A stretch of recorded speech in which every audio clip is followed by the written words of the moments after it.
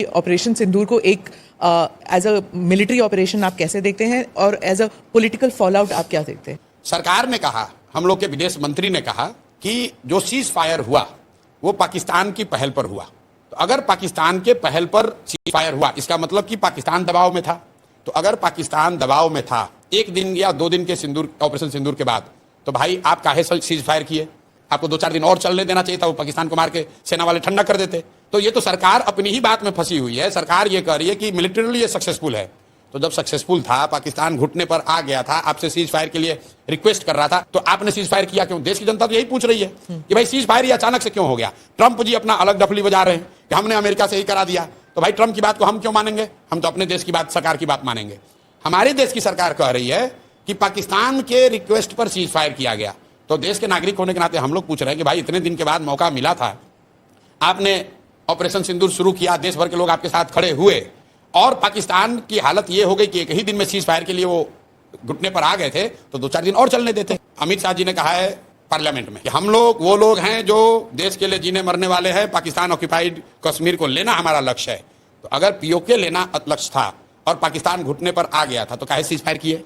अगर बलूचिस्तान को आज़ादी दिलानी थी, पाकिस्तान घुटने पर था, तो क्यों समझौता किए? मतलब लोग तो ये पूछ रहे हैं कि भाई आपने सायरन बजवाया, प्रैक्टिस करवाया, तो हम लोग तो तैयार थे 2-4-5 दिन के लिए। एक ही दिन में काहे सीज फायर कर दिए? 2-4 दिन और चलने देते, पीओके ले लेते हम लोग, तब आप कर देते। लोग ये चाह रहे हैं कि जब मौका मिल गया था तो पूरा ही साफ कर देते। बीजेपी के स्वयंभू नेताओं ने कहा कि अरे आपने इंदिरा जी को क्या देखा, हम तो पाकिस्तान को 4 टुकड़ा में कर देंगे, हम बलूचिस्तान बना देंगे, हम पीओके ले लेंगे। तो भाई कर लेना था। फिर आप कह रहे हैं भाई तो न्यूक्लियर स्टेट है। तो भाई न्यूक्लियर स्टेट एक ऑपरेशन सिंदूर होने के बाद थोड़ी ना बना, वो तो पहले से भी था। वो तो असेसमेंट मोदी जी जैसे विद्वान लोगों ने किया ही होगा पहले से। तो भाई काहे लड़ाई शुरू किए? और किए तो पूरा करना चाहिए। देश की जनता ने तो नहीं कहा कि हम लोग न्यूक्लियर वाले से डर रहे हैं। भाई बीजेपी को अगर आप मुझे एनालिस्ट पूछेंगे तो चुनावी नुकसान होगा जिस मैनर में ऑपरेशन सिंदूर को जिस मैनर में रोका गया, और खासकर ट्रंप के ट्वीट के बाद। मैं अपना अनुभव आपको बता रहा हूं, मुझे किसी ने अमेरिका से भेजा उस समय कि ट्रंप ने ट्वीट किया है कि सीज फायर हो गया। तो मैंने कहा यार फोटोशॉप होगा, ये ऐसा कैसे हो सकता है? ये विश्वास नहीं कर सकते हो आप। स्पीच था उनका। हाँ नहीं, ट्वीट पहले, सबसे पहले ट्वीट आया था। तो मुझे ऐसा लगा, मुझे खुद लगा कि अरे यार ये तो हो ही नहीं सकता है। तो मतलब देश की जनता को ये लगा कि यार इतना बड़ा जब हम लोग तैयार मेंटली प्रिपेयर हो ही गए थे, तो 1-2 दिन 4 दिन एक उसको लॉजिकल कंक्लूजन तक ले जाना था।